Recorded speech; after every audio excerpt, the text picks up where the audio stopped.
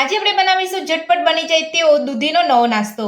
તો આ નાસ્તો ખાવામાં એકદમ સ્વાદિષ્ટ લાગતો હોય છે અને એકદમ સોફ્ટ બનીને તૈયાર થતો હોય છે।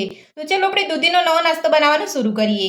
તો દૂધીનો નવો નાસ્તો બનાવવા માટે મેં અહીંયા 250 ગ્રામ જેટલી દૂધીને કટ કરીને લઈ લીધી છે। તો હવે આપણે મિક્સર જારની અંદર લઈ લઈશું। તો આ રીતે તમારે દૂધીની ઉપરની છાલ કાઢી અને ધોઈ લેવાની છે, ત્યારબાદ તમારે આ રીતે મોટા પીસ કરી લેવાના છે। તો આપણે દૂધી મિક્સર જારની અંદર લઈ લીધી છે। તો હવે આપણે તેની અંદર 4 થી 5 લસણની કળી ઉમેરીશું, સાથે જ 1 ઇંચ આદુનો ટુકડો ઉમેરીશું, સાથે 2 થી 3 લીલા મરચાં ઉમેરીશું। તો મરચાંનું પ્રમાણ તમે તમારા ટેસ્ટ પ્રમાણે વધુ ઓછું કરી શકો છો અને પાણીનો ઉપયોગ કર્યા વગર જ આપણે બધું સરસ પીસી લઈશું। તો બધું જ આપણે અહીંયા પીસી લીધું છે। તો હવે આપણે ચેક કરી લઈશું। તો તમે જોઈ શકો છો આપણી દૂધી અને આદુ લસણ મરચાં સરસ રીતે પીસાઈ ગયા છે। તો હવે આપણે એક વાસણની અંદર કાઢી લઈશું। તો બધું જ પીસેલું આપણે એક વાસણની અંદર કાઢી લીધું છે। તો હવે આપણે તેની અંદર 1 વાટકી ઘઉંનો લોટ ઉમેરીશું, અડધી વાટકી સોજી ઉમેરીશું, અડધી વાટકી દહીં ઉમેરીશું, સાથે ઝીણા સમારેલા ટામેટા અને ઝીણી સમારેલી ડુંગળી ઉમેરીશું, સાથે જ અહીંયા ઝીણા સમારેલા કેપ્સિકમ અને ઝીણું સમારેલું ગાજર લીધું છે।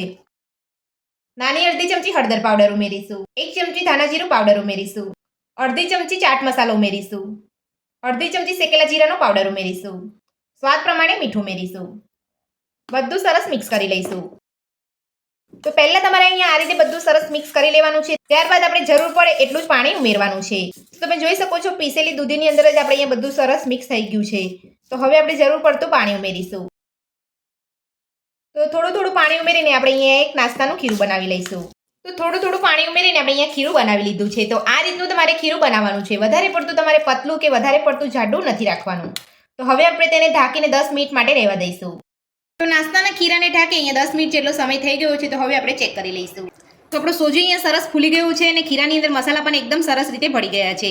તો હવે આપણે ખીરાની અંદર ફક્ત 2 ચપટી જેટલો બેકિંગ સોડા ઉમેરીશું। જો તમે બેકિંગ સોડાને સ્કીપ કરવા માંગતા હોય તો કરી શકો છો, પણ બેકિંગ સોડા ઉમેરવાથી આપણો નાસ્તો એકદમ સોફ્ટ બનશે। 2 ચમચી જેટલું આપણે ઉપરથી પાણી ઉમેરીશું, બધું સરસ મિક્સ કરી લઈશું।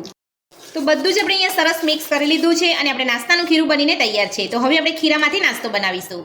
તો નાસ્તો બનાવવા માટે મેં અહીંયા ગેસ ઉપર એક નાનું પેન રાખ્યું છે। તો પેનની અંદર આપણે 1 ચમચી તેલ ઉમેરીશું।